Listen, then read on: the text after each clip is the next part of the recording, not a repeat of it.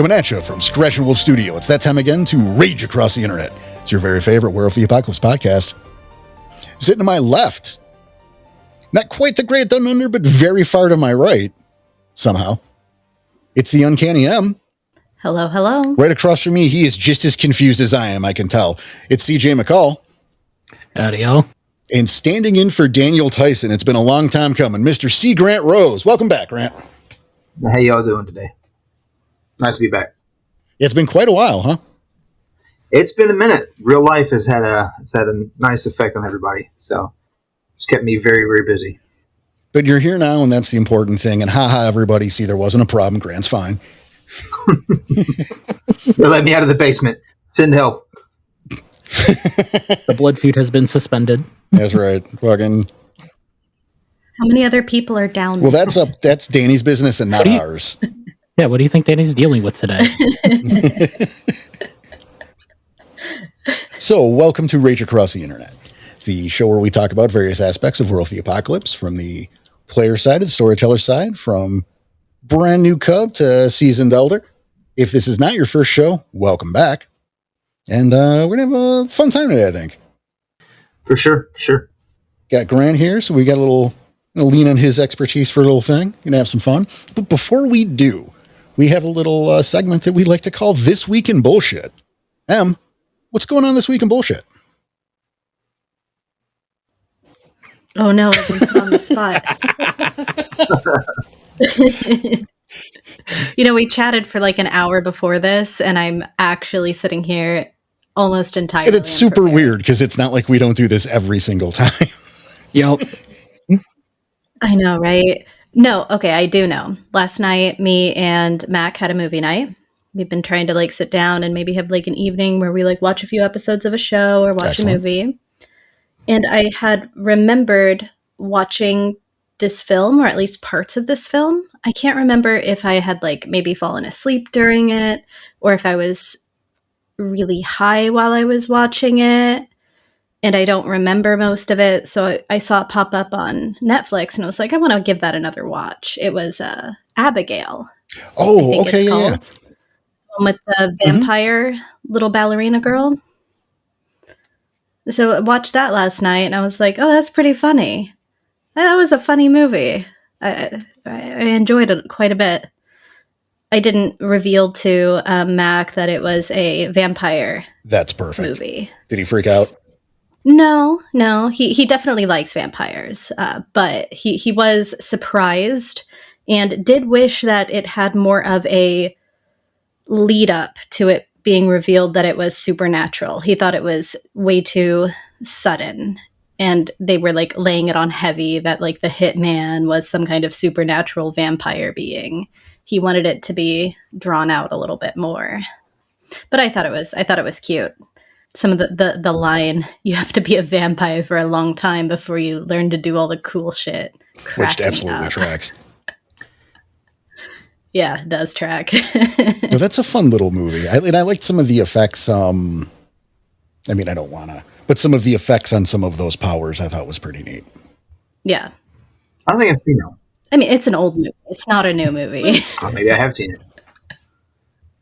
Maybe I've seen it when I was like high school or something. No. It's not that old. It's 2 years maybe. I'm checking immediately. I know her too well. Oh, yeah. 2024. Fucking nailed it. Look at that. All right. 2 years. Yep. It's 2024, so. CJ, what's going on this week in bullshit? It's been a fairly quiet week, all in all. Just doing some more gaming in Valheim, bouncing around between different projects there, and shenanigans across the server. Slowly finding more of Lars's story that he's left scattered about.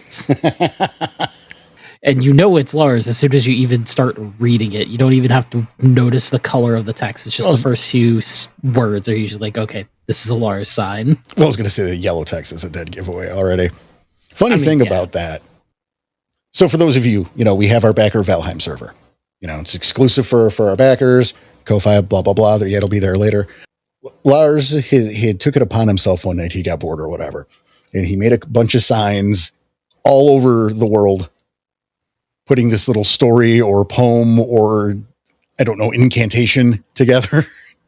But he didn't tell anybody, right? He's just spread it and you can figure it out and put it all, which you could have figured it out and put it all together, but he didn't tell us he was doing it. Mm-hmm. So some people had discovered these signs and just took them down. Like, what the fuck is this? And got rid of them. So if there was an overall scavenger hunter message, there isn't. But if there was, it was lost already. Yep. But the thing was, the way he alerted us that something happened is he went to our Ko-Fi and put a one-time donation extra thing with the tag, "I'm so sorry." Yep. So I wake immediately. I wake up in the middle of the night and I check my email and I see this. You have a donation from Lars. Note, "I'm so sorry." And I'm like, what the fuck happened? I have a bit of a fucking heart attack because there's no context. Yup. It's like, you son of a bitch. And now it's on the air. You're welcome. Yeah.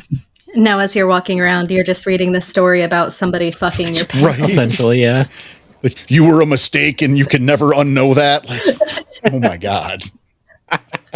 I feel good now. I think what was written in my base before I knew what it was, I did take it down because I didn't know what it was. I thought it was just like somebody trying to troll me. It was just like, I brought your parents back to my room and it was like a weight lifted off their shoulders. Yeah, that's, like, I gotta say, we've had our fair share of pranks on the Valheim server, and they've all been, like, harmless fun. Like, that's the big thing. I know a few people who in games like this would do pranks of, like, setting shit up to be a Rube Goldberg machine that destroys a bunch of shit. You know, it ultimately doesn't mean anything because you can just rebuild it, but at the same time, that's fucking annoying. Oh, and a time investment sometimes. Yeah. It's Viking Minecraft for all essentials. Yeah, it's Viking Minecraft. But, like, I still remember catching fucking Phil one day after taking an individual piece of resin and filling every single chest I could find in his place with a single piece of resin in each slot. And because I couldn't wait for him to find it, I sent Hush to go check it out. Because Hush had been doing something similar, just filling up chests with resin in Phil's place the entire time. And while he was checking that out, I decided, you know what? Let's equal opportunity. And I filled all of Hush's chests with resin. And apparently he didn't find that till the next day. And then he put a lock on his build for a while. I yelled at him for that too, because he had the barber shop in his place. Yep. Like, hey, that's the fun part. It's annoying to clean up, but you just have to hit take all. That's it. It's like that's a utility we all need, you son of a bitch. Fucking. Yep. I don't know why. It's fun in Valheim occasionally of I don't have a project I'm actively working on or I'm just between places and just feel like being a little gremlin for a bit. Yeah, there was one day I walked into like some like goblin trophies in my house. I thought that was hilarious. That was me. It was pretty funny. Because you were talking about how the goblins freaked you out. Yeah, they did scare me. Yeah, so I put 3 goblin trophies on pikes just right in front of her door. So she walked in, it looked like there were 3 of them standing in her living room. It did startle me for a second. Hey. I was like, oh shit. Oh. So proud of myself for that. Grant, we'll put you on the spot. You got anything you want to talk about? So, for those of you that don't know, I do also have Valheim. I just don't play it very often. So if you happen to see me on there, feel free to say hi. I team up in Discord first. I do a lot of solo stuff. I don't really, I do jump into the server, but tend to just keep to myself because I'm on weird hours. Unless you're like on at 2 or 3 o'clock in the morning. Yeah, we're probably at the same time, because I get on when everyone else is asleep. Yeah, I'm still on Swedish time apparently. How considerate. Yeah. Besides that, I work like a madman all the damn time, and then when I'm not working, I'm working on creative stuff. I did come to some conclusions and some decisions I had been mulling over for Enoch by Night when it comes to the personality profiles of the second generation. There was one I was having some major trouble with because every personality that I've developed for that NPC was 2-dimensional and sort of too on the nose.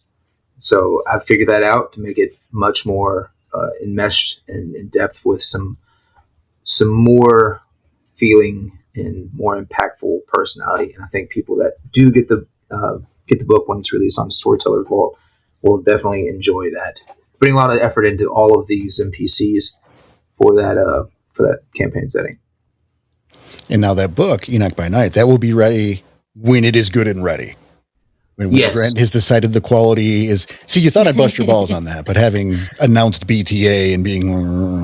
I'm definitely... That's not happening. So it'll be... He's going to deliver the goods when he is ready, and it'll be worth it, I am certain. I know so much about leeches, but I believe in Grant.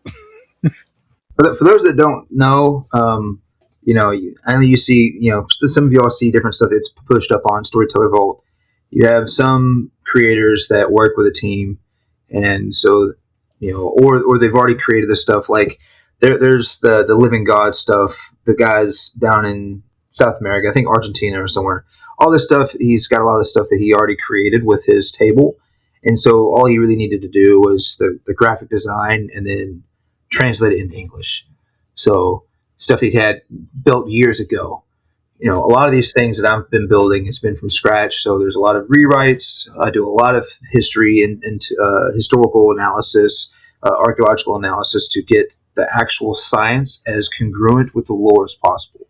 So that's one of the reasons why it's such delayed. I don't want to just hit the easy button and say, oh, this is an ancient Sumerian, ancient Akkadian type of civilization, even though it doesn't exactly match up with the timelines that's been established in biblical canonicity, nor the World of Darkness canonicity, nor the geological stuff. There is actual time frames for certain geological events that are congruent with biblical events that I would like to integrate into the book so that those of us that are super nerds about this science, like I am, can read this and go, oh, that's legit.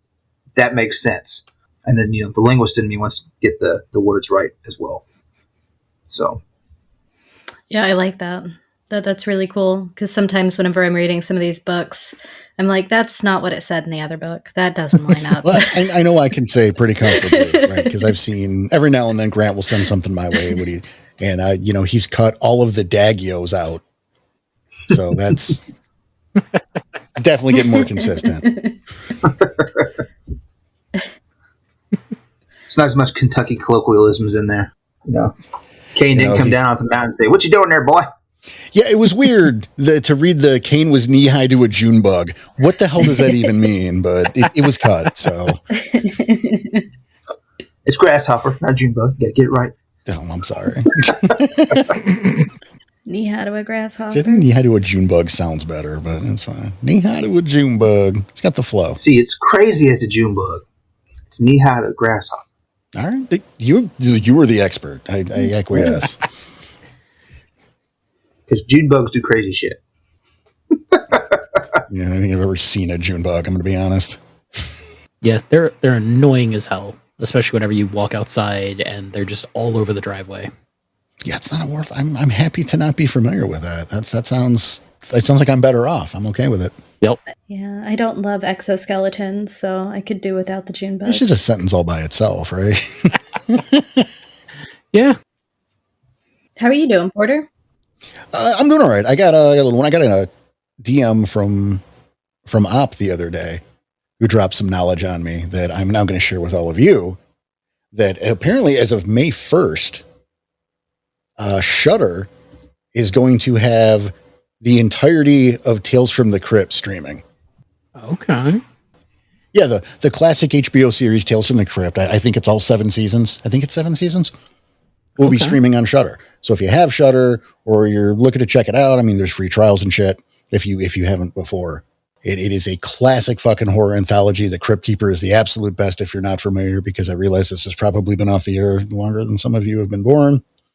So here's a funny story. I do like Tales from the Crypt, and it actually reminds me of my grandmother, ironically enough, because Tales from the Crypt come out whenever I was a little boy, and she would let me stay up when it come out, and like 9, 10 o'clock when it come out, which was past my bedtime because I was like 5 or 6 years old. Sure. And we would watch it together. And then she would scare me from time to time by laughing like the Crypt Keeper when I wasn't paying attention. Oh, that's exciting. My grandmother was a little bit of an asshole. That is perfect. Yeah, Crypt Keeper's the best too. But yeah, there's that. And so that's it's almost, I think by the time this airs, I'm not tracking it anymore. But I could find out, but yeah. But go to Shudder, check out Tales from the Crypt. You know, there you'll find a lot of stars there. Like the cast over the episodes surprisingly stacked. The Crypt Keeper's a lot of fun. They're just great stories, a great time, a lot of fun. So enjoy and look at that be topical. And that is This Week in Bullshit. So let's move on to the subject at hand, which is really, we've already kind of foreshadowed. We're talking vampires. that we are. Yeah. That's why I'm here, of course. My pretty face. Well, like they don't get to see that, thankfully. That's on us. Yep. You're welcome. You're welcome for that. Yeah, if our faces were actually recorded, I wouldn't be sitting here playing with chlamydia. Is that what that is? Yep. Stuffed chlamydia. Yes, it's a chlamydia plushie. I thought it was like a baby Cthulhu at first. So yeah, for those that don't see it, apparently chlamydia looks like Cthulhu. You're welcome for that. Hooray. So, vampires. White Wolf's oldest child, the favored child, the one you probably all already know plenty about, and yet. we had a good idea. You know, it was probably a good time to go back to that subject, especially in the wake of the Chronicles demo that recently aired. I hope you all enjoy. And again, first one comes out the end of May. So, Let us know what you think. yeah, absolutely. But we thought this would be a great time to talk about using them in your Chronicles, in your games, pros and cons, different takes. So here we go, right? What's the first thing we need to know about leeches? Probably best to go over some of those basics first of, it's the classic, what 90% of people would think about vampires is usually right with them. The whole burn in the sunlight, weak to fire, only come out at night with a few asterisks. And usually a good, just general antagonist because they are naturally selfish beings. And so already, like, any number of schemes they could be running that Agaru accidentally stumbles onto or is accidentally a part of. Now, vampires have clans. Yep. We're absolutely 101ing into the full thing. Like, we're going to go that fucking basic. I'm just going to pretend, right, that we have listeners who have played werewolf but not vampire. Statistically, That's they fair. exist. I want to make sure they're covered. Yeah. So vampires don't have tribes, they have clans. Yep. And each one's a little different flavor of vampire myth and legend. You've got the classic Toreador, which are your Anne Rice vampires. Bruja are your angry vampires with usually superhuman strength easily enough. Gangrel are your budget werewolves. Perfect. So, You all can see my face right now. And this is the fun part. I started playing vampire. I know all this shit for the most part, but let's have I'm some waiting fun. for the. I'm seeing if you can get through all of the basic 13. You're at 3. Yeah, I'm trying to remember the full list of that's the bloodline, that's not. But yeah, you have your Samitsi, which are the flesh crafters that can make a lot of really fun, just monstrosities that you can throw at your players, along with being monstrous themselves. The Malkavians are the fucking crazy ones. The Ventrus are the I can't breathe poor people air and I have to be in charge. The Sombra are the dark mode version of those.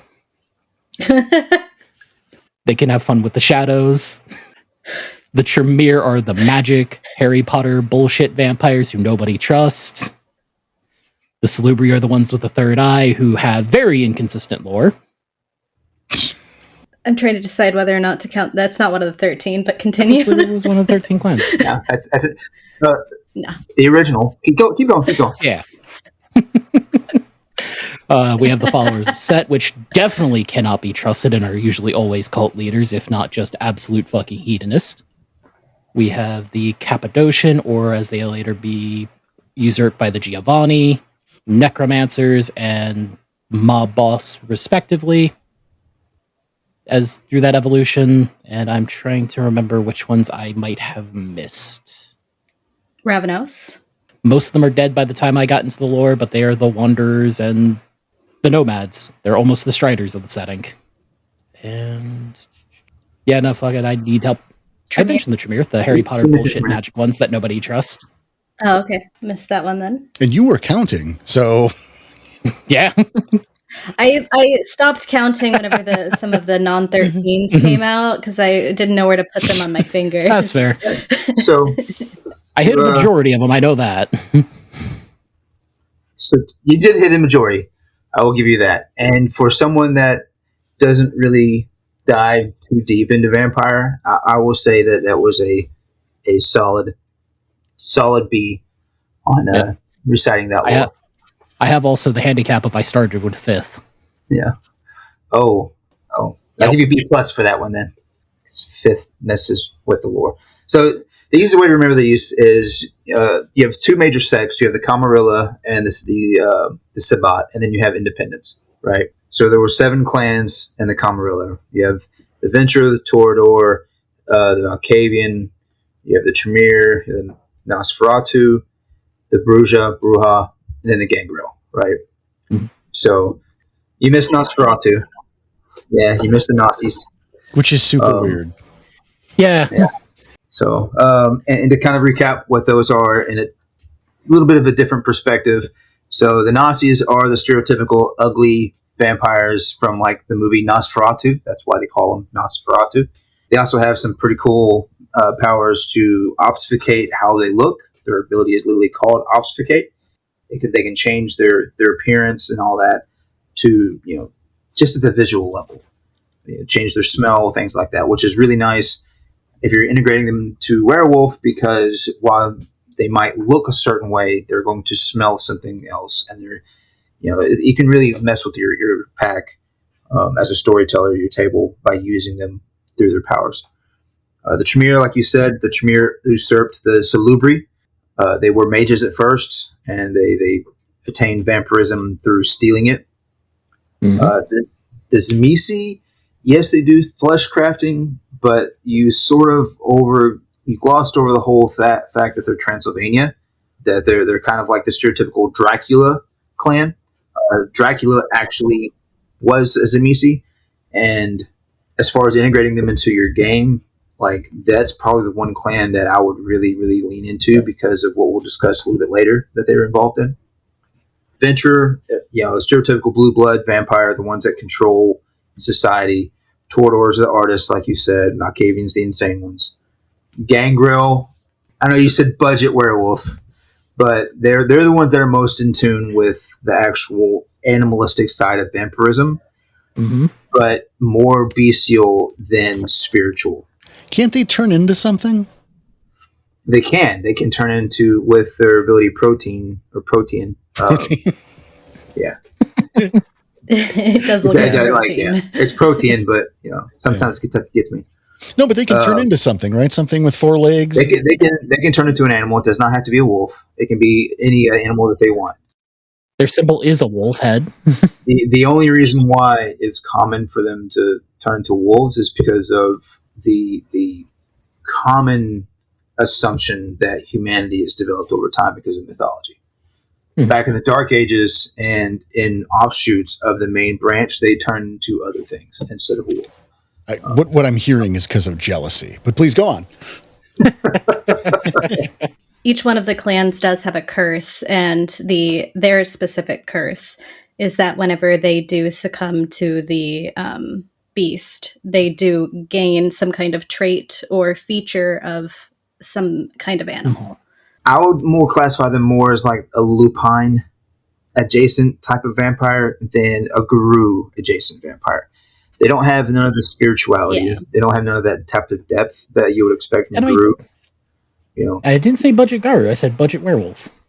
Yeah, I know. I'm just saying. But we will the lupine and Garu difference is something we'll touch down in a minute. But let's quick get through these clans things. So So that's the major 7, right?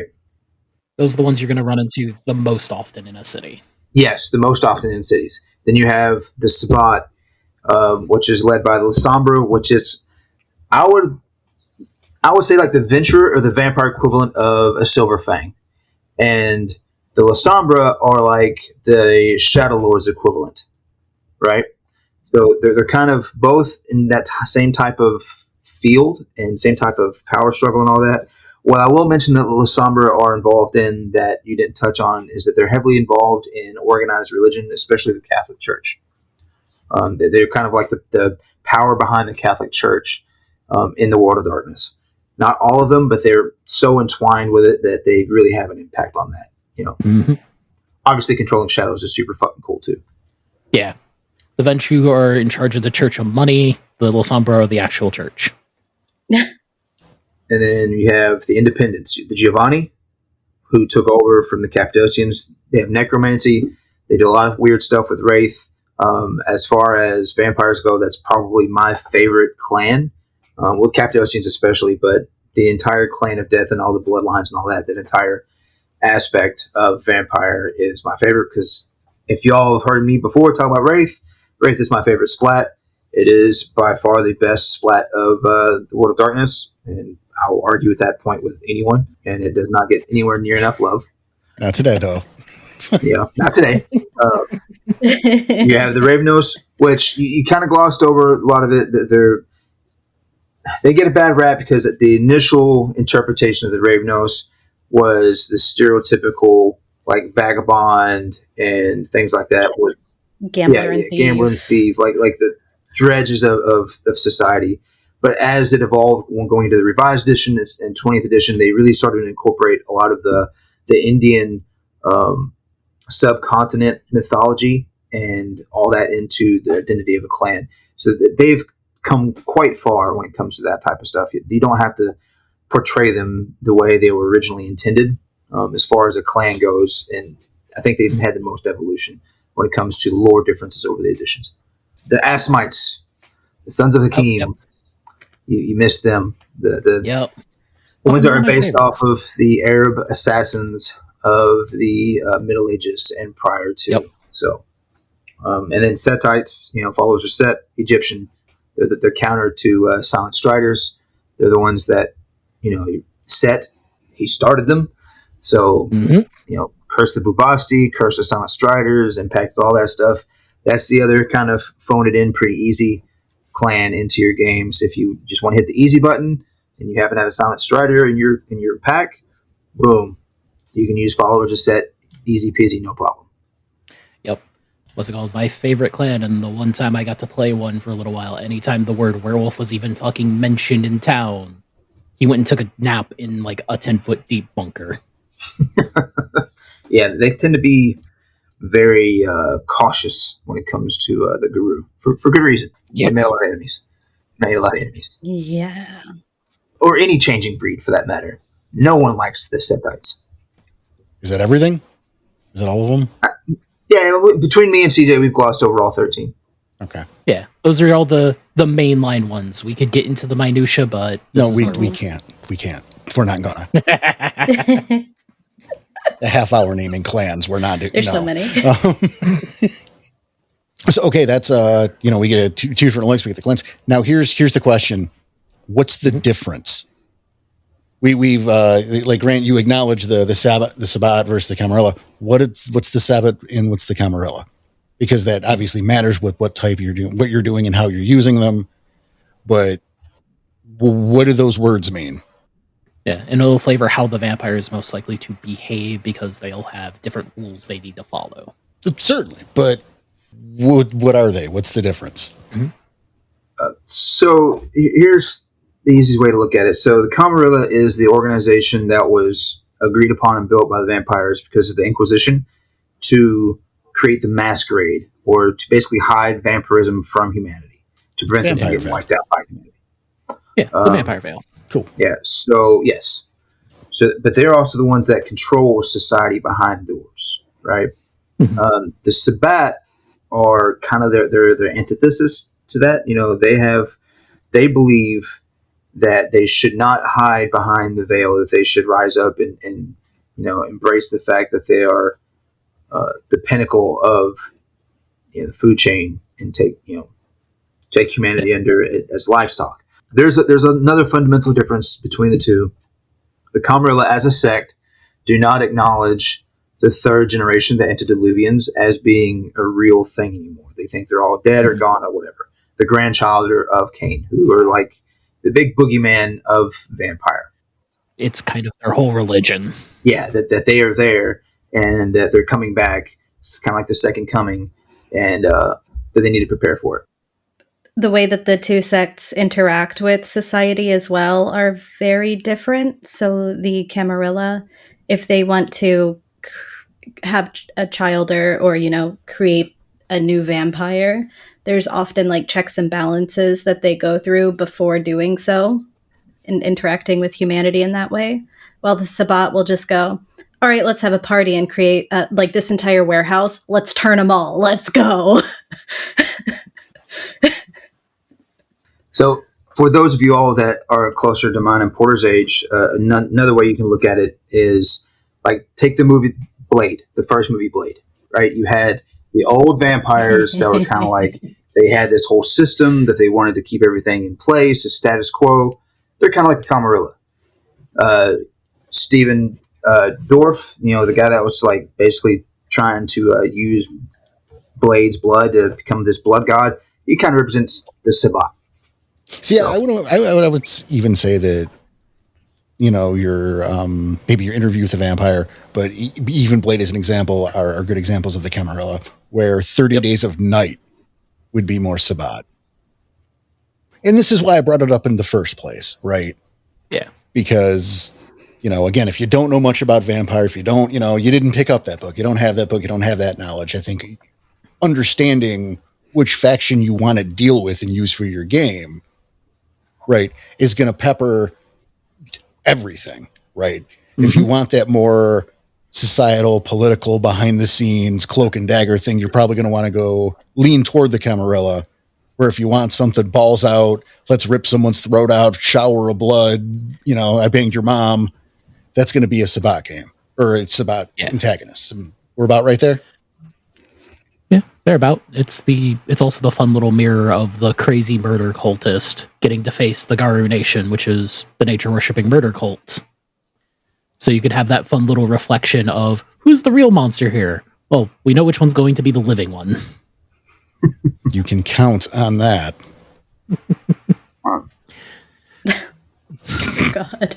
The four independent clans, the Setites, the Assamites, the Ravenos, and the Giovanni, they are all used in different ways, and you can use them. They kind of fit in where the other two sects don't really fit in, right? So if you have a game in Egypt, you're going to use Setites. It's in the Middle East or in the back alleys or something that would require some type of backstabbing, you could use the Assamites. If it's involving Italy or the Mafia, you could easily use Giovanni. If it's involving like going into the underworld, Giovanni. It's one of those, like, if you want more overt usage of vampirism and minions, you go with the Giovanni or the Followers of Set, where the other ones have to be a little bit more clandestine and scrappy. Absolutely. And that's usually the best way to look at it for me whenever it comes to flavoring my vampires in the game. Like, if I'm going to have the monster just come out in the open and attack the party, or like it's going to be a big fucking bloodbath, I'm leaning more the Sabbat angle. Where if it's the mainly using human minions, maybe it's a single vampire that's the antagonist, then I'm leaning more with that Camarilla because it's the organized structure behind it. They have the more rules of engagement on their end. Where the Sabbat can just go embrace like 50 different people, turn them into vampires, and just throw them at you.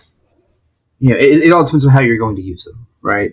And then what also you want to take into account is not only how you're going to use them as an antagonist, but how the weaknesses you want them to have and the powers you want them to have. Individual clans all have an individual weakness, but they also have an individual spectrum of powers. So sometimes you might have a clan that fits out of the sect. Say if you have the sect, you have 7 different clans for the Camarilla, they're going to play behind the scenes. Well, how do you want them to be behind the scenes? Do you want them to like cause more of a breakdown of the system that like causes the park that happens to have your cairn in be messed up one way or the other? You can do it through like the Bruja, through like protests or through like city zoning, which would be like through venture, or through like area beautification, which would be like through the Torador, or just a bunch of homeless people moving in, some Malkavians, you know. So based off how you're going missing. Right. So based off your intent of how you're going to use the sect and how you want to actually impress that into your game will dictate which clan you're going to really pick, or a group of clans, because you can have multiple vampires working together. Well, I think maybe before we go further, right? Because I think there's plenty we can talk about and set up, and I got some stuff. But I did earlier mention that we should probably talk about the difference between Lupine and Yaru. And I feel like if we don't do that now, we are going to forget about it. So obviously Vampire came out first, right? It was out before Garu, before Werewolf the Apocalypse. So there weren't Garu when they didn't exist when Vampire was being written. Vampire has lupines. They are very similar. And in theory, we're using air quotes here. They are the same thing, but they're absolutely not. They follow different rules. They are looked at differently. And obviously we are playing werewolf, and that's the lens we need to look at things through. But it is important to acknowledge that difference. Yeah, like your vampires are going to have different assumptions based off what they know of werewolves. So, like one of my favorite examples that I can point to is a group of Tremere that were running an experiment with a wayward Garu they ran across, and they managed to trap him in a ward. So he physically couldn't get out of it without bursting into flames. So what the Garu did was he took a seat, looked him dead in the eyes, pulled out a pocket knife, and vanished. As he just stepped sideways using his reflection in the knife. The Tremere clearly did not know he could do that. At least these Tremere did not know he could do that. And that was a fun little moment for these vampires getting to learn Garu are not lupines. Yes, yeah, definitely. If you look at like second edition and revised edition Vampire, they had a background called a lupine, or an ability of some kind called lupine lore, where they've slowly, as the editions have went along, they've tried to coalesce and align all the splats roughly. So when you get to revised in 20th edition, there's a lot more congruency there. But you have to take that congruency with a grain of salt. In universe, the average lick, kindred, canite, whatever term you're using for your vampires, isn't going to know anything about Garu.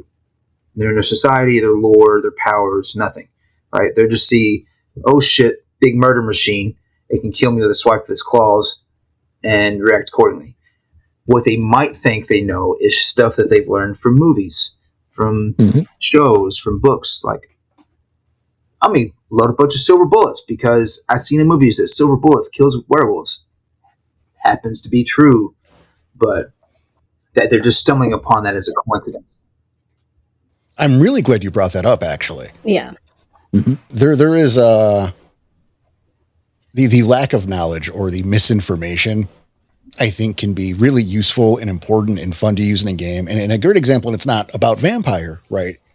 But I believe it's the opening story in When Will You Rage 2. Talks about these Garu were breaking into this asylum or whatever to get this girl out. And at the same time, her brother is breaking into the asylum and has learned that werewolves are real, right? And he gets face to face with these werewolves and he pulls out a squirt gun full of holy water and shoots them with it. Mm-hmm. And of course, they just look at him like he's stupid, and they kind of laugh about it. But that kind of thing, right? That misinformation can be fun to use, and that's on both sides, right? Garu dealing with leeches, Dracula's dealing with Garu, and just not knowing better, but even stating it as fact. Like, blah, everybody knows that werewolves are killed by a wolf's bane. Get 1, 2 wolf's banes and throw them at the werewolves and they will die. As you do. And, and have that not work. Or perhaps maybe they think that they're safe if it's not a full moon out because of the misinformation they get from movies and TV. And it also works the other way with werewolves not knowing everything about leeches. Right. For example, it's a common myth that holy water burns them, and for some leeches, it can, but not all of them. So when you've got a coffee mug full of holy water that you're testing out because your friend mentioned that this totally works against most leeches, and you smash the coffee cup across the guy's face, if his skin starts burning like it's acid, then hey, look, he was right. If it doesn't, fucking Jackal Smile is full of shit. Right. And then all the better, right? If it worked on this guy, but it didn't work on this guy. Yep. It's good to play with that information or lack thereof, that misinformation. That's an excellent thing.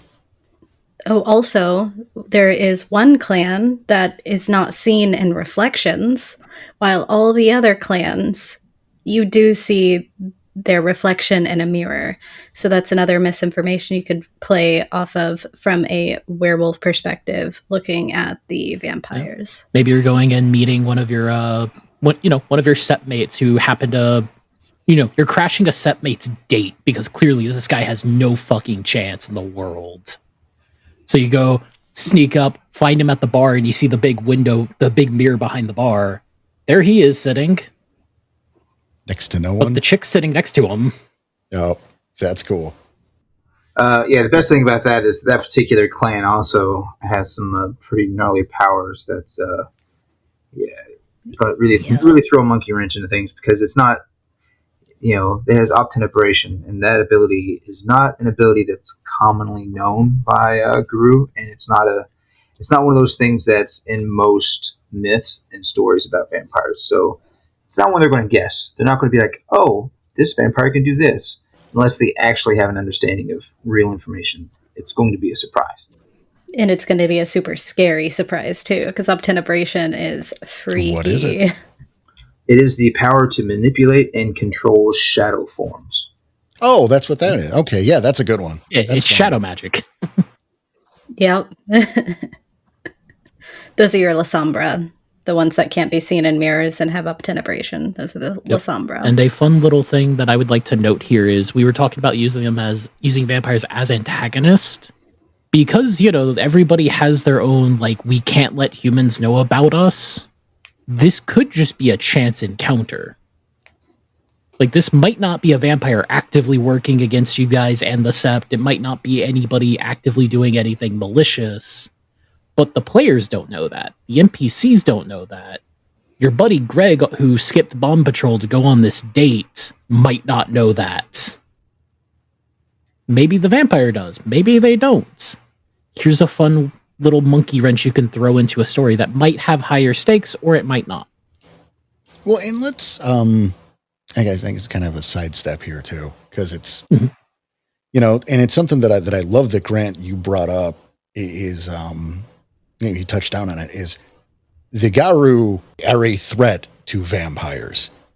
Now, this is in the books, but in this, and I'm speaking from personal experience now, back in the day in the old White Wolf chats where everyone was playing their character and no one who played a vampire ever once took a werewolf seriously.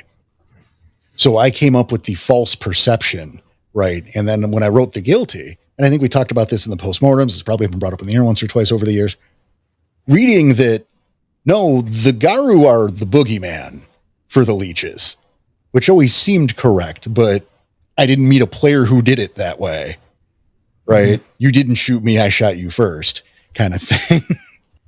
So that's important to know and important to factor in, right? In terms of reaction of kindred, if you will, in Garu. That was being nice. I didn't say Dracula. Yeah, you definitely need if you're bringing vampires into your game, you definitely need to take that into consideration. That they're going to react reactively. They're not going to just sit there and oh, there's a werewolf and just let it go by. They're going to violently react. They're flee in terror, react with powers. They're very, very seldom just going to sit there and watch a guru do its thing in front of it without them going into full self-preservation mode, whatever that looks like for that particular individual vampire. Yeah, I would argue fight or flight, mostly flight. But, and that was actually going to lead into the question is, when do we consider the fight aspect? Mm-hmm. I mean, obviously, we're not a hive mind. Each vampire is different. They're their own person, quote. But Generally speaking, of course. For me personally, it depends on a combination of things. One, what clan they are from, because they each have a subculture to it, and then two, what capability does that vampire have to get away? If it's a gangrel, they're probably going to fight. If it's a Bruja, they're going to fight. Otherwise, other ones might feel if they feel trapped and cornered, they're definitely going to fight. So if you corner a vampire, they're not going to go down easy. They're going to go down swinging each and every time. Now, depending on how strong your pack is, that may be an insignificant experience, or it could be a major thing if the kindred is of a lower generation and a lot of power.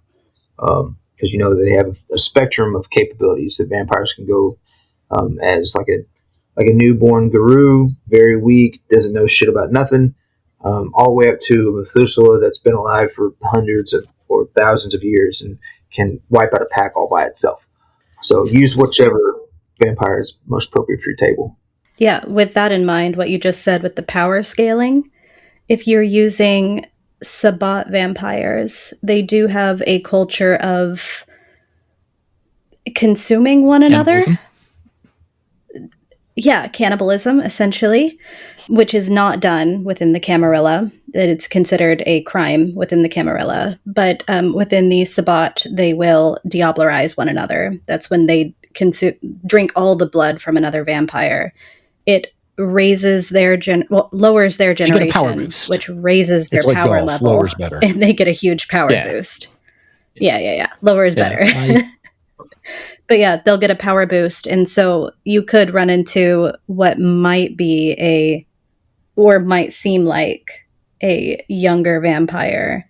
But due to whatever fucked up culture they're in, they could have consumed the powers of multiple clans based on or what they've maybe done. You run into a duo of vampires that your pack has been hunting, you manage to corner them, you're about ready to spring the final trap, you're ready to kill them, and you stumble into the scene of one of the vampires eating the other one for that power boost, potentially. Now, hey, you have a potentially larger threat, but usually the way that I look at when is a vampire more likely to fight the Garu, when they're either young and dumb enough to view them like people on those chat boards and not understand that they're the boogeymens, or if they are a significantly older and powerful vampire. So it's that little coin flip of a fight with a vampire is either going to be inconsequential or it is going to be a major threat. It's very rarely not one or the other. Yeah, I can agree to that to an extent. Now, if you want to alter it a little bit, you can change the dynamics. Sometimes vampires run in a coterie, which is like a pack. So you can alter some things like that.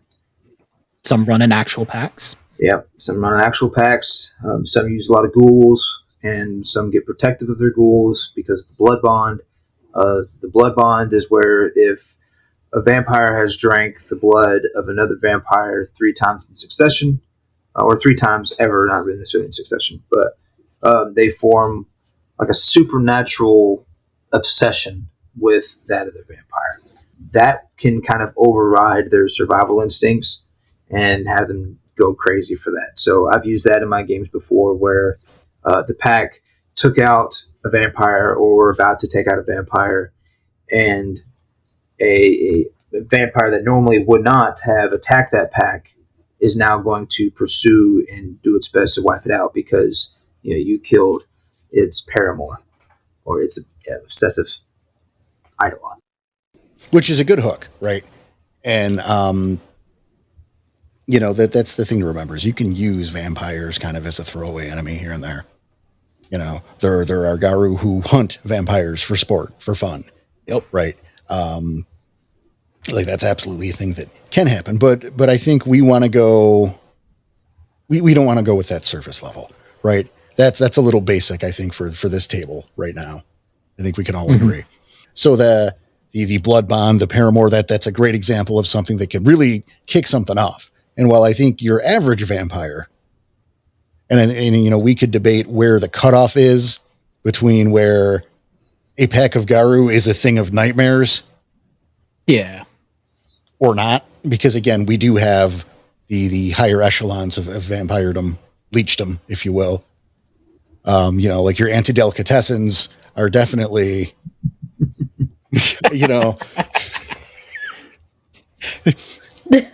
that felt good.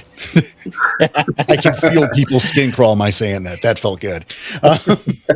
Yeah, your antediluvians, obviously, I know the word. I'm fucking with you guys. Obviously, that's not a thing to be taken lightly. That is a major threat, right? But the Week of Nightmares is because of one of them waking up. Exactly. That's not something you want to casually throw out. But again, is the different generations, that level of threat varies wildly. Mm-hmm. And so finding that level, that sweet spot. But even then, while I would argue that outside of those upper echelons, vampires are largely not a credible threat physically to a pack of Garu, there are other ways for them to jam you up. And I think that's important to think about, looking at, coming at the Garu sideways as opposed to a head-on collision. Yep. They're more likely to plot and scheme and go with the more mundane and human route. It's like, once again, hey, your Karen's in this park, like, hey, let's say it's the Sept of the Green and they pissed off a particular powerful Ventru. Maybe the Sept of the Green is given over to some residential area. We just gotta run some bulldozers through there and clear out the homeless. Right. To really clarify in some people's minds how I would formulate the story integrating vampires into my werewolf games, I want to look at building a vampire story like a Guy Ritchie movie, right? It's going to be lots of twists and turns and things you don't really notice until the very end. It's not going to be like a Jason Statham action movie, right? I'm going to use something else for that. Vampires, you can use them that way, but it's sort of expected, and there's nothing that I can't use a Fomori in that type of story instead of a vampire. Werewolf already has all these internal native features in its lore that I could use for that type of story, that type of structure, that it's not really, it's kind of this, I'll be throwing that in there just for novelty's sake. And that doesn't make a good story. Guy Ritchie vampire story, Fomori, Jason Statham action movie. When it comes to developing the plot for my story. Well, obviously there's a horror element, but certainly. And I mean, let's be clear. You can use things like ghouls or even lower level vampires as inciting incidents or fodder. Yeah. You have ghouls for that. You have minions for that. But yeah, being able to jam up politically. You're talking about the Sept of the Green and that, suddenly the vampire has connections in the zoning board. Yep. And, these 3 blocks is, it's an H&H bagel now. We're going to put a strip mall there, cut down on the Sept, or think they're getting the Sept. The kind of threat that the Garu can't necessarily fight with tooth and claw and is going to have to be more clever or more discreet about things.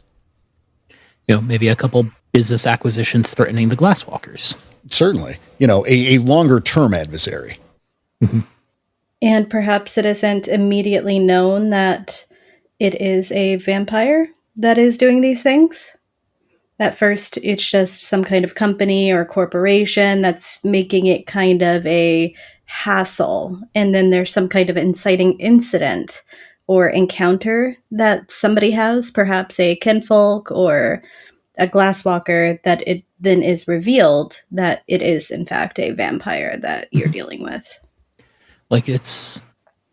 Vampires are a very good way to do a Pentex style plot without actually involving anything Pentex related whatsoever.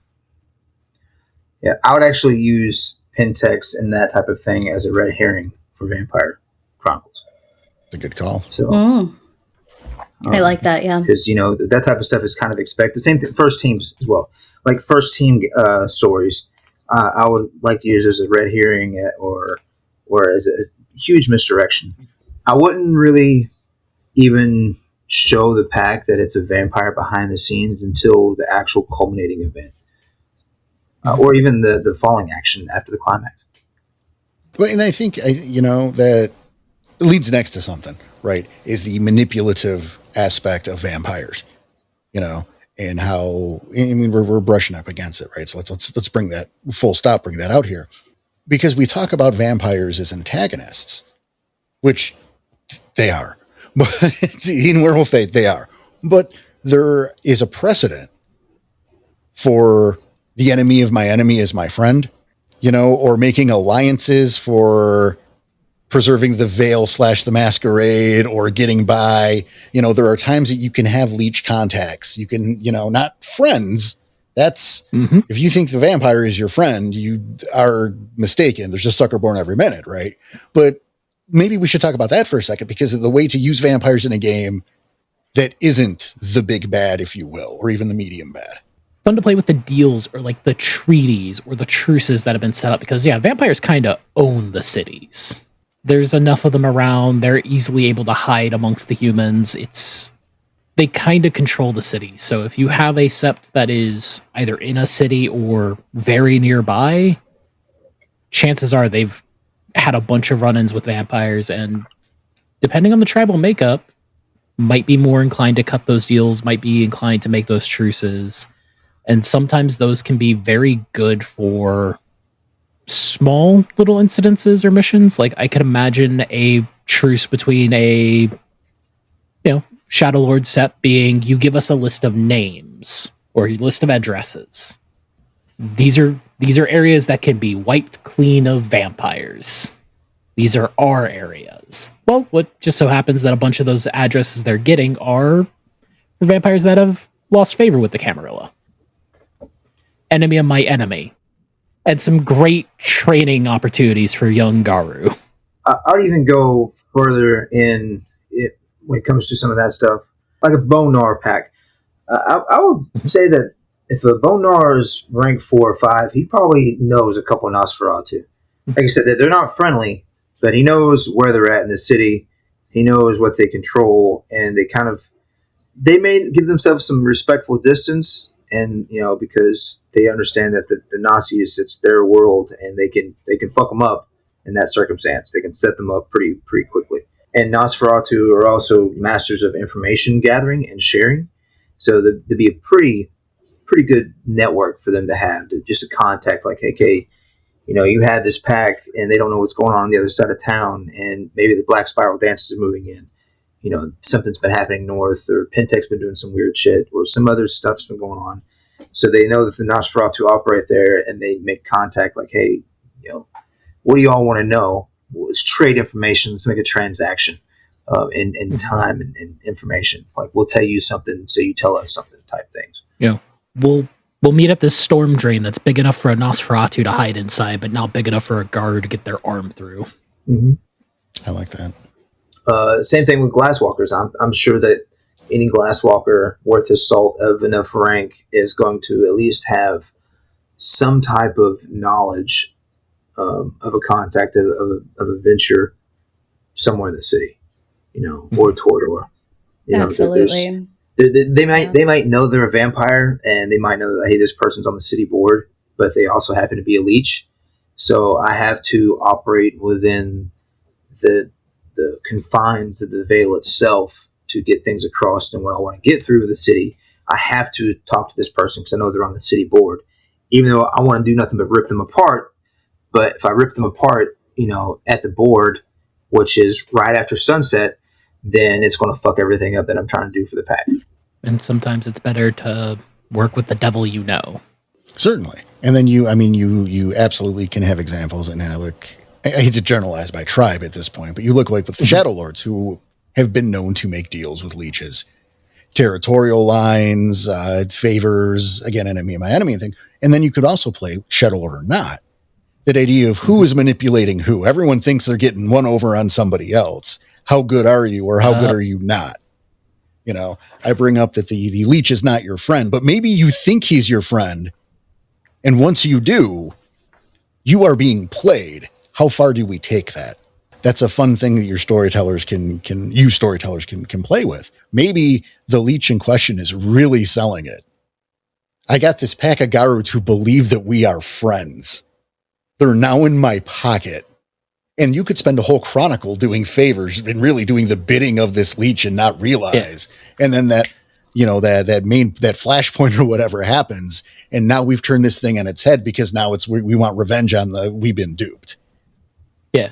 What's it called? This vampire has a Garu hit squad in their back pocket. You're taking out leech after leech after leech after little ghoul nest drug operating ring. Cool. Great. what happens when you accidentally take out a kinfolk ran operation for the Glasswalkers of the city because you were fed this is a good target? Or you took out something that he didn't want you to take out. Mm-hmm. And so his next tip lands you in a fucking trap. Yep. You know, stuff like that you can definitely play with. You know, it's not just we're buds or we're not just mortal enemies. I mean, we are mortal enemies, right? But it's not just necessarily a head-on-head collision. That's not the best way to use them. And if you really run out of ideas, you can always just peruse the Tori Spelling series Kindred and see if you can implement any of those storylines in your game. Yep. Definitely endorse watching all of Kindred the Embraced. Watch it twice. It is a perfect example. I apologize to Mark over and over again. Yeah, right. Definitely listen to the thing that I'm saying. This is good advice I'm giving. I'm definitely not hoping that your pain somehow translates to stuff for me. Yeah. Always and only watch Kindred the Embraced. Oh my gosh. Oh, I had such high hopes for that show. Oh, sad panda. You know what's funny? I watched it when it aired. I did too. Well, I wasn't actually in Vampire. I wasn't into the World of Darkness when it came out. It was, I was just slowly getting into stuff like this. It came out my first year, my fucking rookie season in Werewolf. And so it was like, oh my God, a World of Darkness show. I'll watch this. I don't know anything about Vampire. This will be a great educational tool. Turns out I was the educational tool. Like that's like, oh, it's a new horror show.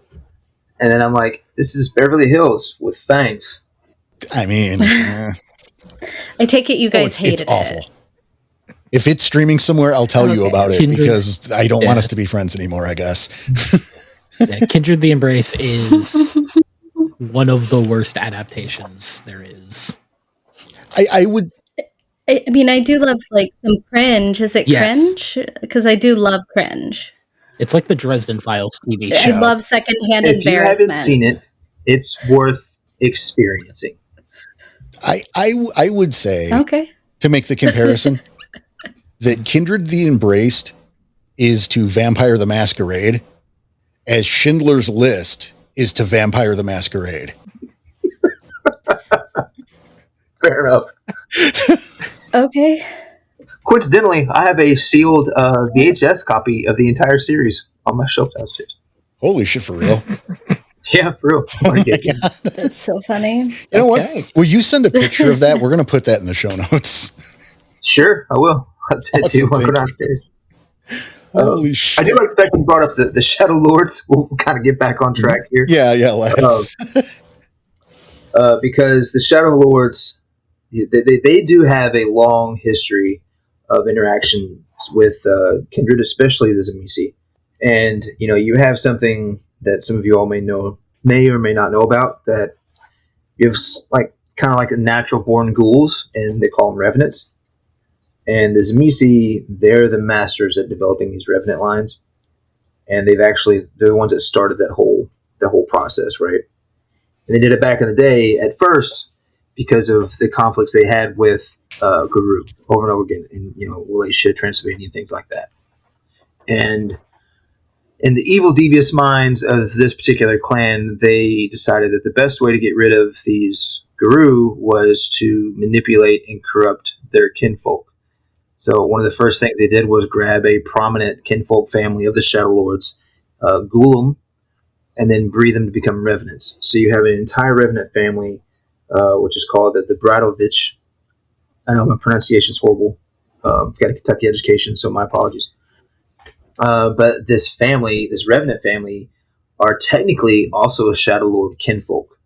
And depending on which edition and which rule set you're looking at, you can allow them to actually, acquire worm gifts and things like that, and gnosis and even rage, because they have access to the beast from their innate ghoulification.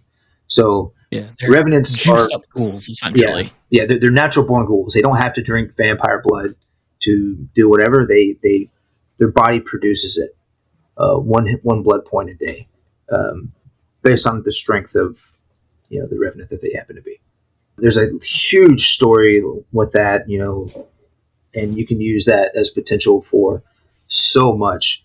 You have these literal kinfolk, but they're not on y'all's side anymore. They're not on the side of the group, and they're not on the side of the Black Spiral Dancers either. They're with the Zamisi, they're with the vampires, they're with the Spot. So you can do really weird stuff with that. You can really lean into that. You know what? I'm curious for the storytellers here as well. How would that trigger on like Scent of True Form if you ran into one of these Bretoviches? What do you think they would pop up as? Obviously, they have worm taint, just like anything, and you also they would detect that it is something that is dead, but also not dead.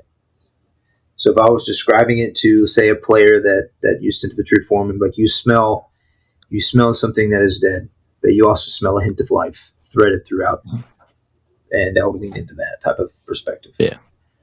Well, the reason why I ask is I know at least off 20, I don't know the previous editions. It specifies you get to find out if it is, a shifter, a kinfolk. I believe it can detect a vampire, but I can't remember.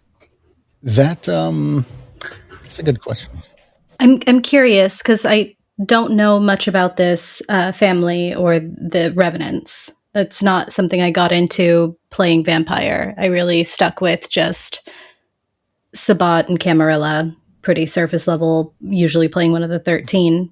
Can those Revenants be, can they breed true since they did come from a line of Garu? I would say that's lore-wise, they don't specify. They don't clarify that. There is nothing in the lore that says that it is possible or not possible. I would say spiritually, because they're bound with the vitae. I would say spiritually probably cut off from breeding true that way. That would be the way I would handle it at my table.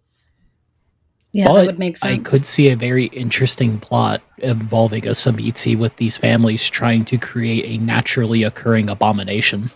See, this is where fucking CJ and I have the mental fucking... I see something cooking because over we there. shared the brain cell for a moment. This happens on occasion, or near enough.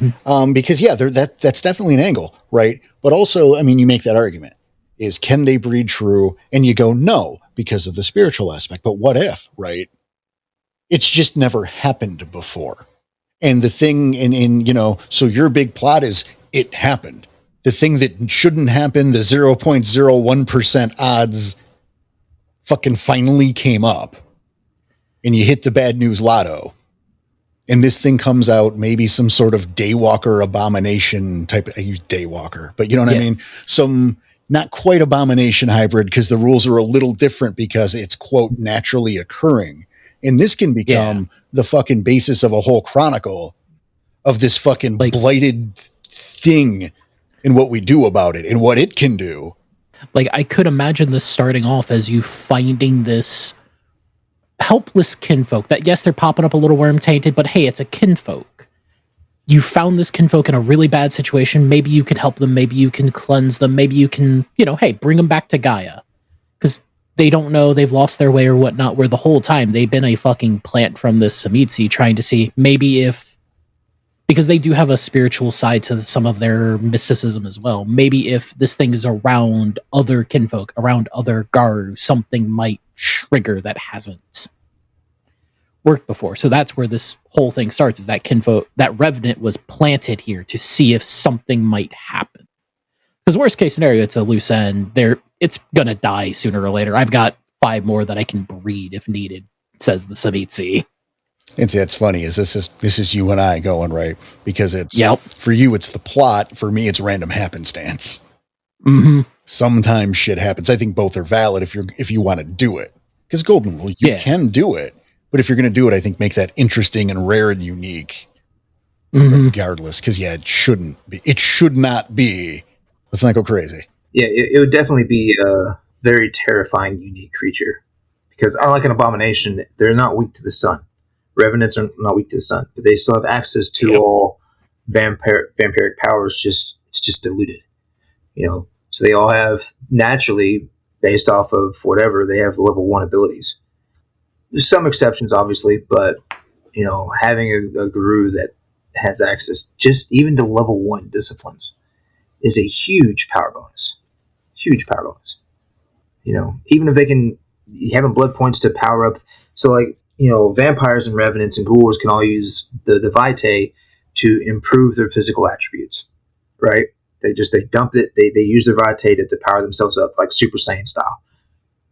Now imagine a guru he shifted into Krynos. He already has a 4 or 5 in strength before he shifts. Now he's got 9 or 10. Then he's like, that's not enough. I want to dump 8 of my blood points over the next few turns to give me another 8 dice in strength. So now you have, 18, 19, which obviously gets to be a narrative point at that point. It's kind of past the point of physical mechanics. But then, you have a storyline where you have this guy picking up, a 1-story cottage and throwing it at you. Or whatever crazy, superhero type, invincible level of stuff that you really want to go into. Yeah. You can really start leaning into that insanity. Yeah. Yeah. If you're taking your games that way. If you're not, you can still manipulate it in other ways. You can use the obfuscation and the dominance, dominate powers where they have influence over minds, aspects where they can see things, and telepathy and all that. You can use the more subtle powers that vampires have to really make that guru even more nefarious. And especially, you have to look at it too from the spiritual side. You have this unique entity. What is the spirit realm going to do to it? What are all these totems going to look at it?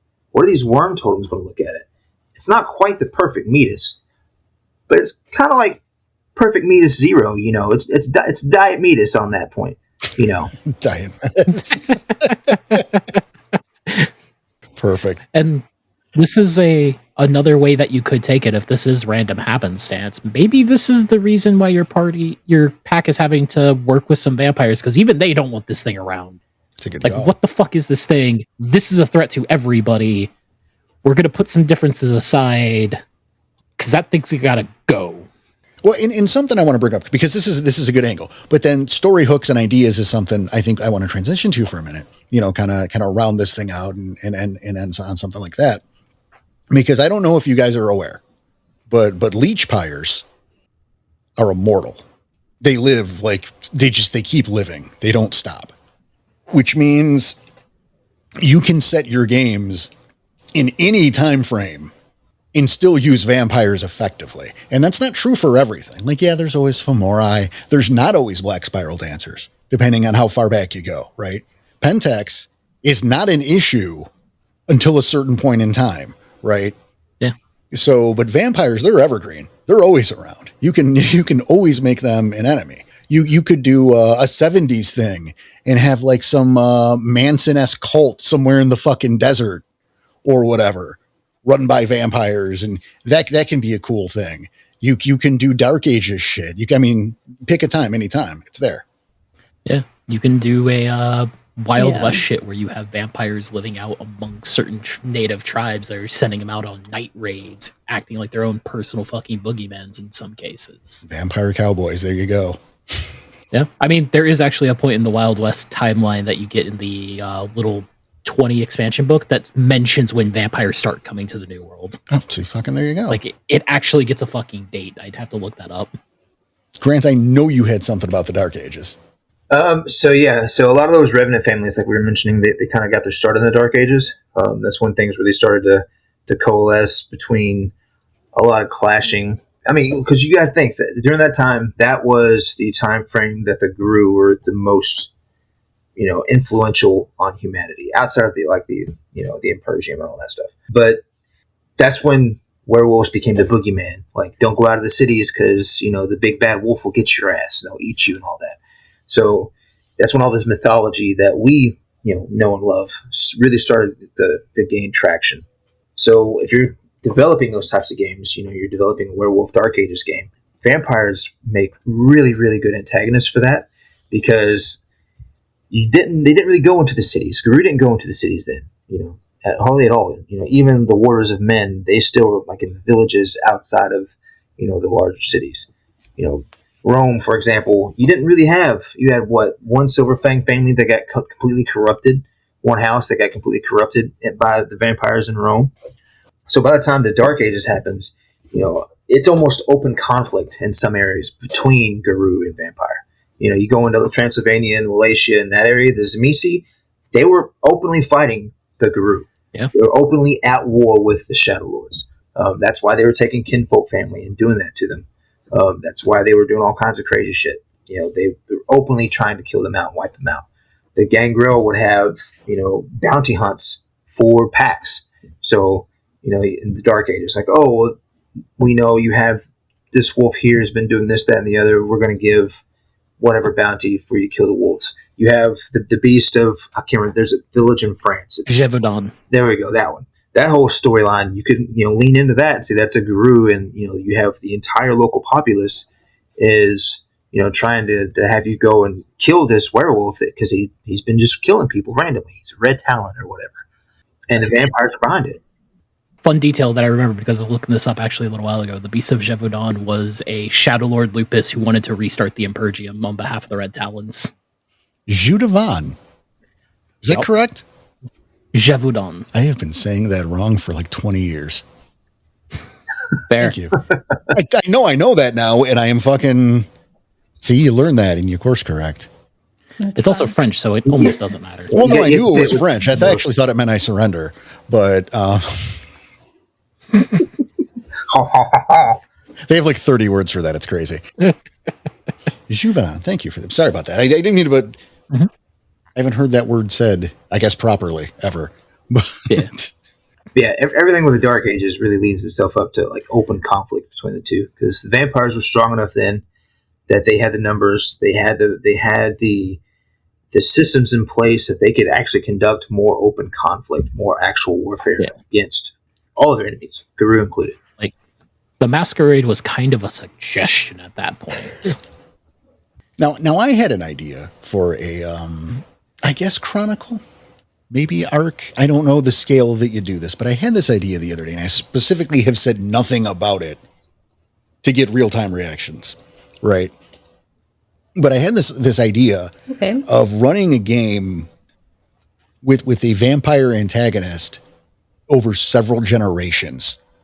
This family issue where, Count Scary fucking crossed this family, this Silver Fangs, or maybe these Get Fenris, almost like a Belmont, like a Castlevania kind of thing almost, right? Where you've had this feud between this particular fucking vampire back in like 1640, who gives a shit, right? And now so you play the game with this one pack for the inciting incident. And then the next game or next couple games is ancestors of some of those characters 50, 60 years later. And then you go again for another 50, 60, 70 years. Because you can get away with it, right? Because the vampire will still be there in a different aspect, maybe a different status. Maybe he's more important, less important, whatever. But you can do that generational rivalry, if you will, that I think would make an interesting story if you understand you're not keeping those characters. Yeah. Although I will say a way that you could do that as well without necessarily having to have that understanding of you're not keeping those characters, start off with a trip to the battlegrounds. Going through one of those fights your ancestors went through specifically with this one leech or their forces, and use that as sort of your inciting incident / giving the idea of this generational feud. This is where it started. I mean, that's fair. I'd still make them do the other sheets, though. Or maybe not make them new characters, but make characters for them at that point. Yeah. I think it means more that way than you're going into a simulation. But no, that's where I would start them off in like the middle of it. Oh, so the players don't know that they're in the battleground playing an ancestor. That's fair. But again, because if they know they're walking into we're in the danger room, then they know there's not actually any danger. Well named. Yeah. Thank you. So exactly right. Like he wakes up from torpor, which is for the record, it's like a long kind of coma sleep. I've been asleep for 100 years or whatever. But he wakes up from that, goes to visit a buddy or something, and all of a sudden, right? Because the problem solved, right? All he had to do was wait for the fucking guard to die off. But suddenly, maybe a month or two, he's out doing his thing. He gets ambushed by, Belmont 2 in Child of fucking Van Helsing. And that's a fun thing of a part that I remember just a little while ago. Thanks to all this, foe from the past is a specific flaw that you can take that would really help justify this. I just thought it would be a cool idea, right? Of doing a series of games as period pieces of the ancestors of these Garou from these inciting incident trying to finish this blood feud. Because, yeah, you can do one in the Dark Ages. You can do one in the 70s. You can do one, in the 90s. Well, yeah, it's a little... But you know what I'm saying. I just thought it'd be a really neat idea. But also another just quick idea that I remembered, just small little detail, is a fun just chance encounter or rumor that you could hear about if you're doing something in a more, I'm going to say, rural area of the world. What about the sighting of a Kamazat? Because the Kamazats were killed because they bared a lot of striking resemblances to the shit the Samitsi were pulling when the Shadow Lords were in active war with them. That's why the Second War of Rage happened. They have their own man-bat form, so imagine a Shadow Lord hearing about the sighting of a Kamazat in some bumfuck village in the middle of the jungle, not in the Amazon, but Amazon adjacent at this point. Yeah, I mean, you could definitely lean into that. Right? And actually, and to go another way with that too. I mean, obviously, whatever way you want to go with it, but you go with it let's put a stop to it. Let's investigate. But what if you have a group of characters, or maybe even a Shadow Lord from the particular camp, who is going there to try to make amends and befriend this child of Bat. And so maybe somehow survive. Right. And so you have this leech who is, I don't know, got a wild hair across his ass. He's a weird guy. He kind of owns this small town now.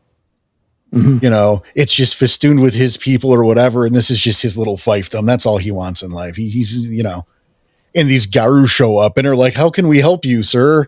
We'd like to make amends. Right?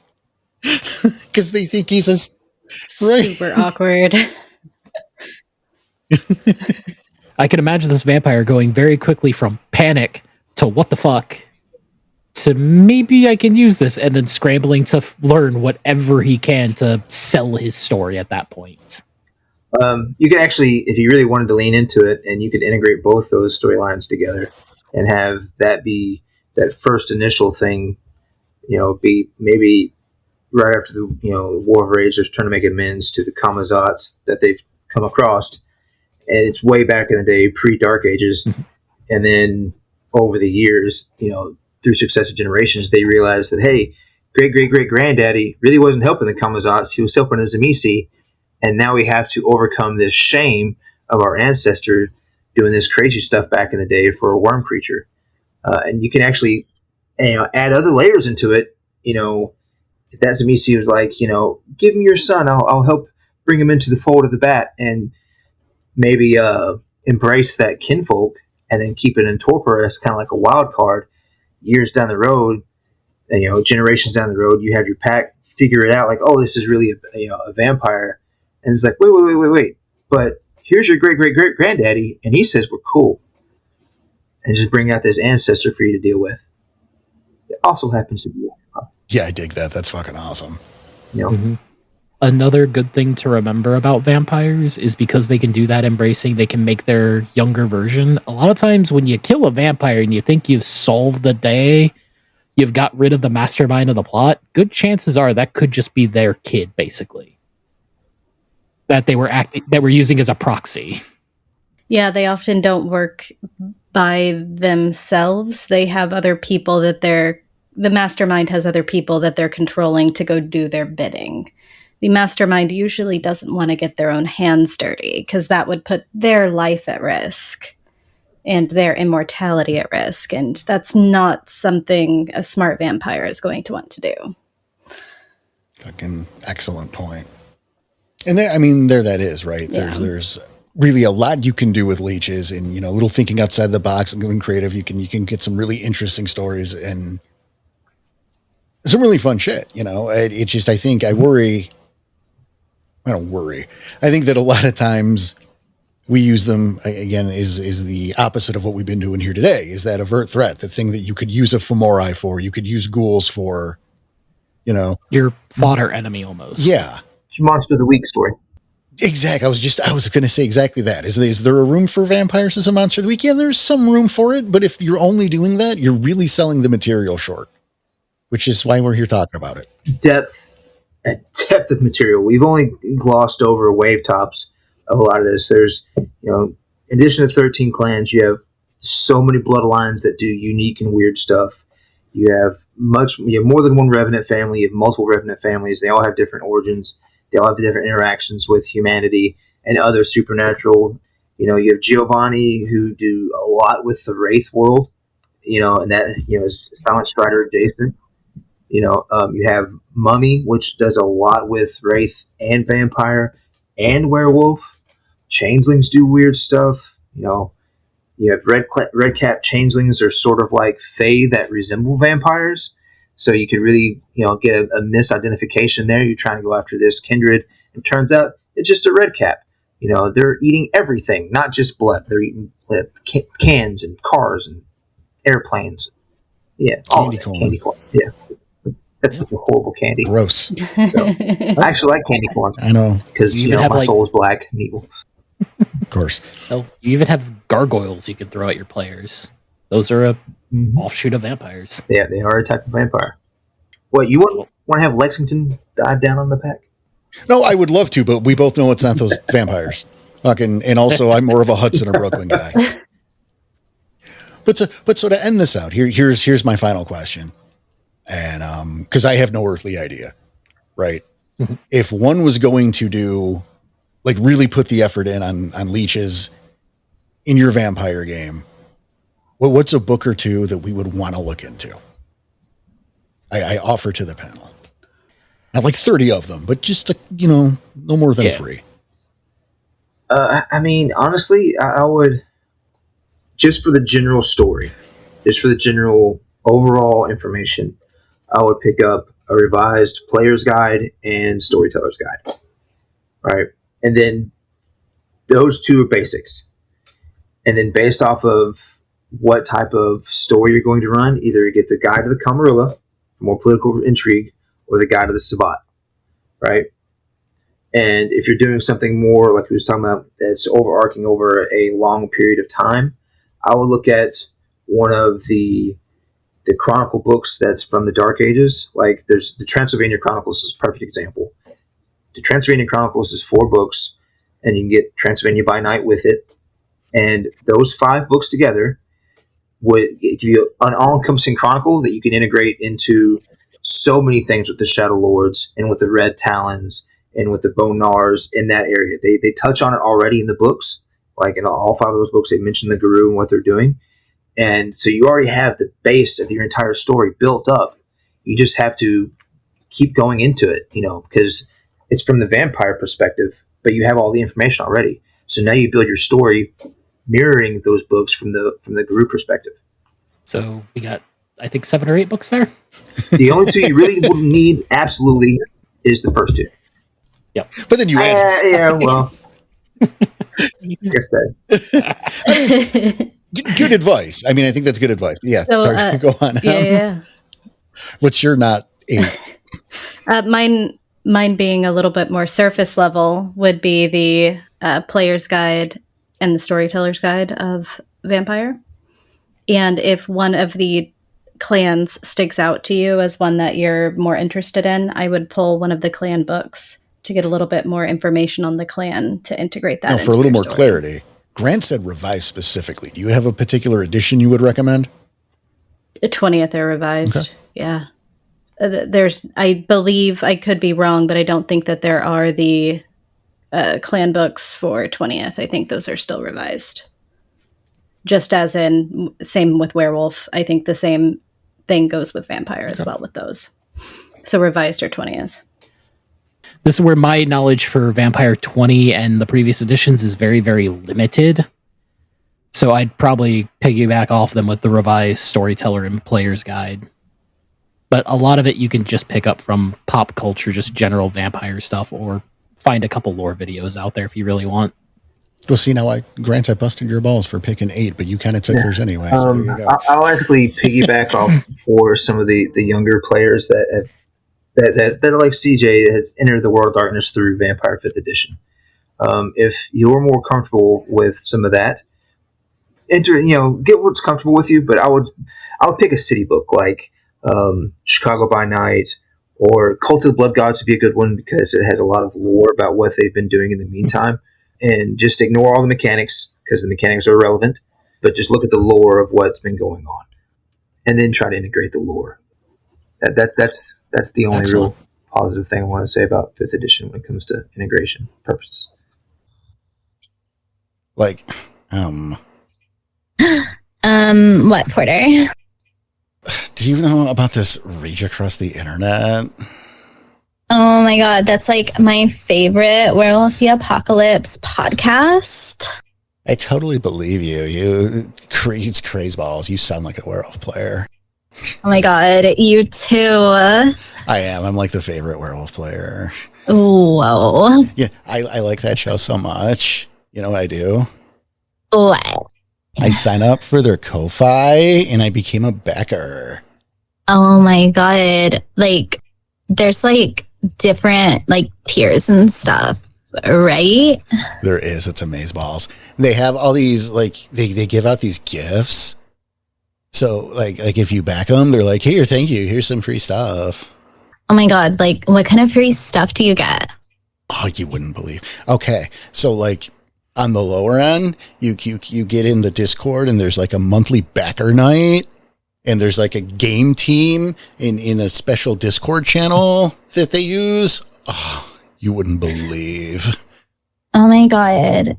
A backer night? That sounds fun. It is. They watch crappy movies and they're doing a new thing where they have people roll. So they kind of pick the movies by chance. Oh, the movies are awful. It's so much fun.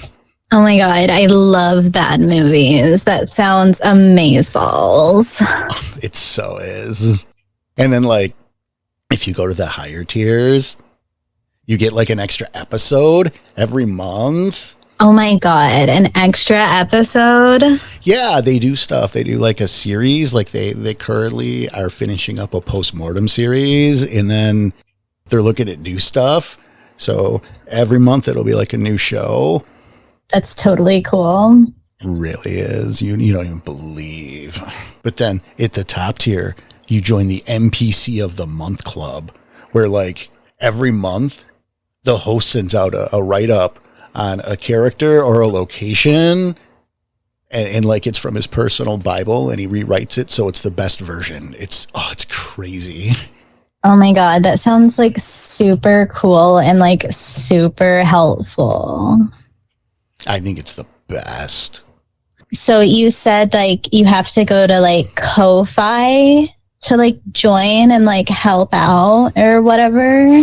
That's right. It's like a great way to show the staff that you appreciate the work they've done. You just got to go to Ko-Fi. It's ko-fi.com/rage across the internet.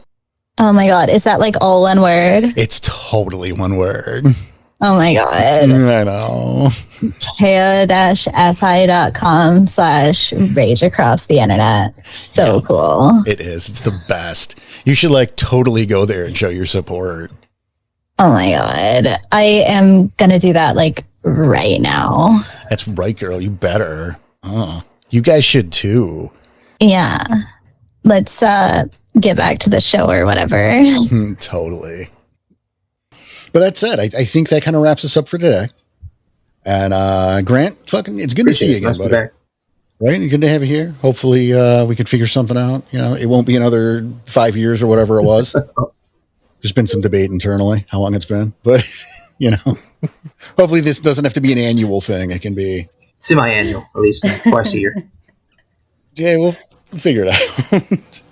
Yeah, we can get Phil to check out the actual timeline when you were last around. And speaking of, we need him back too. You're on notice. Anyway, on behalf of everyone here, we want to thank everyone for listening. And hope you all enjoyed it as much as we did putting the show on. Maybe a little more. I don't know what. But on behalf of everyone here, I want you to take care of yourselves, take care of each other. And hey, stay out of the dark. This is awful. Get us out of here.